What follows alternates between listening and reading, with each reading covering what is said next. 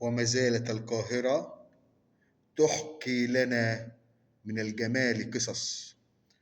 الحرف والمهن بالقاهرة في المحروسة زمان، في لوحات الفنان النمساوي رفائيل فون إمبريز. عاش الفنان رفائيل خلال الفترة من عام 1855 حتى عام 1895.